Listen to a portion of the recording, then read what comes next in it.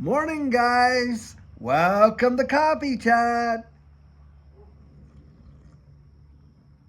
Now, that right there was my very first sip with you this morning, that's for sure. I don't know if you can catch the steam there. It's a little cool out here this morning, I'll tell you. Mm-hmm. But, wow, just got me right there in the throat right there.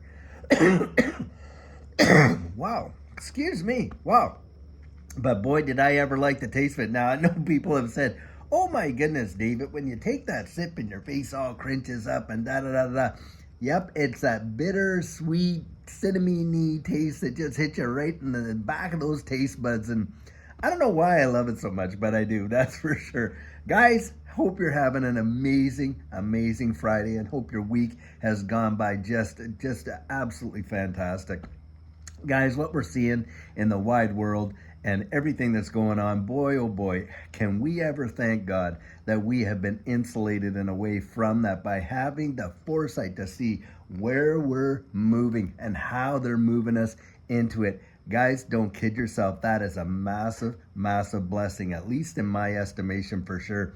Today I'm reading a couple articles, and the first article is talking about commercial real estate. Now, we know commercial real estate has never gone back. It has not rebounded at all from when all this was going down and everybody ended up working from home. And of course, commercial real estate really, really suffered. Well, guys, back then you had low interest rates, you had this, you had that. Now you're seeing a lot of these vacancy rates that are still just way up there, and the maturity of a lot of these low rates. And of course, you're having a lot of organizations just completely defaulting and everything like that. Now, the thing is this, most of these regional banks, the ones that are just teetering like this, like the FDIC says, well, guys, a lot of them hold a lot of paper on this commercial real estate. And it's almost, and the title of the article, in fact, is practically certain, a certainty that we are going to see these regional banks completely fail. The bank failures are coming, and it's going to have massive, massive impacts. Now, a lot of people think, well, I'm not banked at a regional bank, so I don't have to worry and all this and that. Guys, don't think like that. Who do you think a lot of these small businesses out there that are actually in the communities and that get their financing from? Well, a lot of them get it from these regional banks and their lines of credit and all that, their operating lines of credit and things like that. Now, you take these regional banks out of the picture, completely out of the picture, you take a lot of financing away from a lot of these smaller, medium-sized businesses that are in all those regions. And they cannot operate without those lines of credit. And under the strict guidelines of some of the bigger banks, they would never, ever qualify. And the thing is this, you lose those small businesses, lose those operating lines of credit. Hey, what happens? Well, the small businesses close. When the small businesses close, what happens? Well, the folks that were working there, the managers and the employees and all that, well, they don't have jobs, do they? Then you watch the unemployment tick up even higher, and the pain gets even worse for the average, everyday, guy and gal like you and I. That's what's going down. Bank failures are not just, well, they just, got absorbed by the big banks. Oh, well, let's life move on. Not on your life. The consequences and the ramifications, the dominoes that fall are really, really a big deal. Yep, right there. And of course, you lose all these smaller mom and pop type businesses and things like that and shops and everything like that. Then what are you left with? Very, very few alternatives, aren't you? And what happens? Consolidation of power, guys. It's not just the banks, but these big box stores that go in there and just gobble up all that small and medium-sized competition. It's just evaporates, and we've seen it. We've seen a lot of franchises across the country close down shop. They cannot manage it. Oh, there you go, another cough. Anyway, hope I'm not coming down with something like DAI did over there. But if I do, I might just do what he did. He went and got one of those wellness kits and took what was in that, kind of help him out. Maybe that's the route I'll go. But needless to say, we have seen a lot of these things shut down. Now, the second article I was reading, And this really, really is a big deal because what they're talking about is the next major American crisis. The title of this one that they believe is going to be massive civil unrest. And what they're saying is, hey, with all of the tension that things are, been ratcheted up as we've seen over the last while with, a lot of events that have taken place, you know what I'm talking about there, and things like that. Well, apparently, they're expecting no matter who gets up there on the hill at the end of the day after November, it will make no difference that there will be an explosion of civil unrest. That's what they believe. And on top of that, because of the economic conditions that we're facing right now and that most people are in, and the hurt and the pain that's out there, it is going to get crazy. And they say if you think that civil unrest when this was going down was bad, it was a cakewalk in comparison to what these folks believe is coming down the road. And guys, this is where we have just got to get together. Remember that song, Come On People Now? Smile on your brother, everybody get together. Try to love one another right now. Boy, do we ever need that kind of heart, that kind of attitude. Does it serve you and I to have this kind of, rhetoric and hatred and just angst against one another? Does it really serve our interests?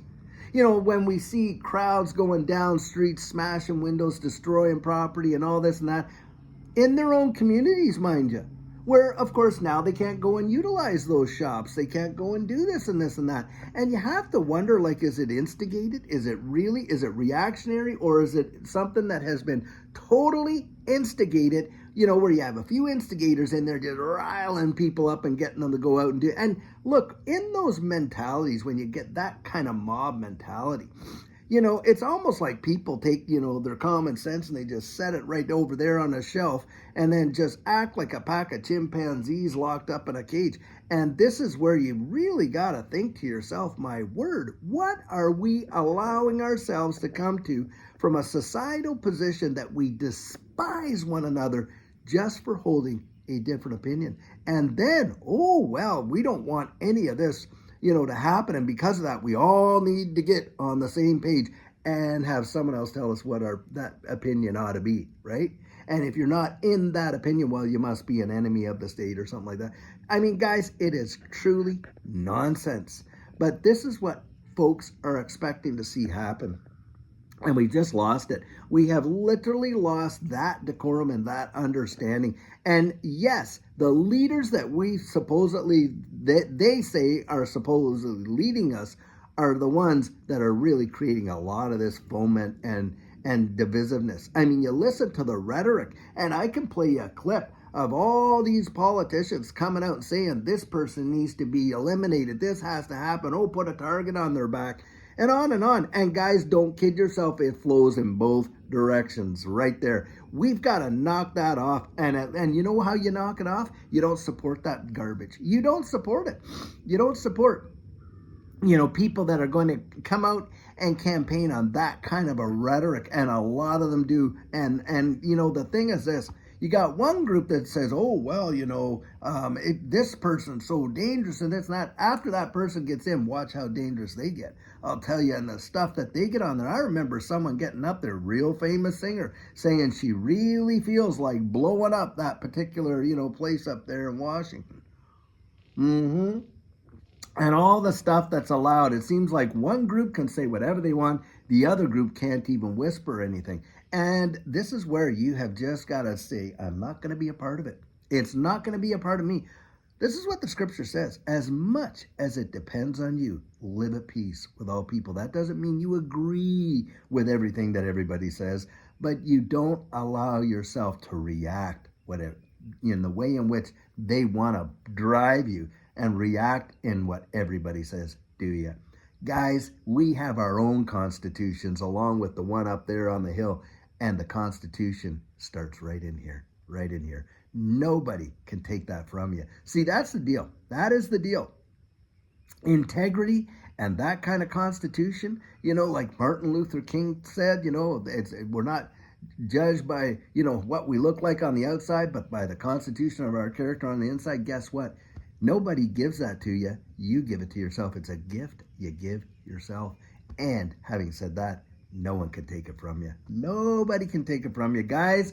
They can stomp on you. They can do this. They can do that. They can do whatever. They cannot take what you have sown in your soul and the depth of your faith and confidence in it. They can't take that from you. Oh, is there a price tag for having it? Yep, there is a price tag for having it. And I'll tell you what, right now, I am absolutely, Judy and we've been down that road before. We have been down that road before, and we are willing to pay that price, absolutely for sure. Why? Because I know whom I have believed, and I am persuaded that he is able to keep that which I've committed unto him against that day. That's why. That's why. And this is where people are wandering around. They don't even have an apologetic what they believe or why they even believe it. They can tell you, oh, and most of the cases when you hear people talk about all that stuff, it's what they've heard right over there on that tube, right there. They haven't really allowed themselves to get down in there and, digest that and that kind of stuff. And I'll tell you, it is so valuable, valuable, valuable. That is more priceless than you can even fathom, because that's where your liberty genuinely comes from, guys. Right down in there. It's not something that someone gives you.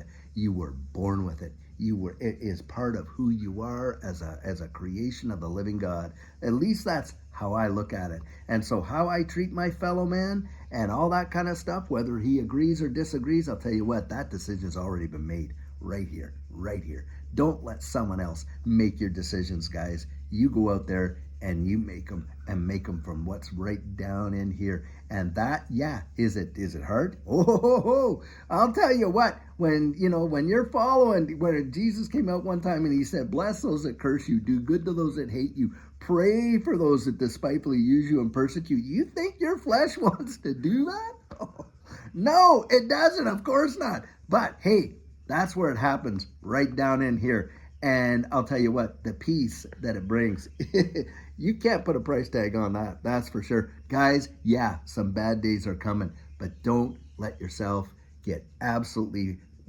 filled up with fear and anxiety and distress over that. Because listen, peace comes from right down here on the inside. And this is where I say, with the financial topsy-turviness that's coming, and we see that, look, go out there, really research what's going on, get to know how they're shaping the wide world, and I think your eyes are going to be wide open. And when you do that, guys, then you have the information to make the decision that might literally transform your lives for generations. And that's what Judy and I did. That's why when you're listening to me, you're getting my 100% biased opinion. Make no bones about that. And guys, that's why I come out, I share it, this and that. You're listening to my opinion, and I believe everything I'm saying. Judy, when I say we're vested into this XRP space, wow, are we ever? I'll tell you what, because I believe it, and that's the deal. A definition of faith, one definition of faith, biblical definition of faith, and I share this in coaching sometimes too. It's, the evidence of things not seen, but things hoped for. Well, I'll tell you what, when anyone makes an investment, what are they doing? They're actually, stepping out of the water. They're investing in something that hoping for something they haven't yet seen. Faith has to have an object. Now, my spiritual faith, well, that object is Christ. Well, when it comes to, investing, the investment is the object, and that's where you have to build your confidence, and you go out and you research, and that's how you get there. Anyway, guys, I know that's a little bit of a soapbox, but I just don't want you to be just buffaloed with all the stuff that's coming down, and get ready for it. Just be prepared. Big things are absolutely on the way, no doubt about it.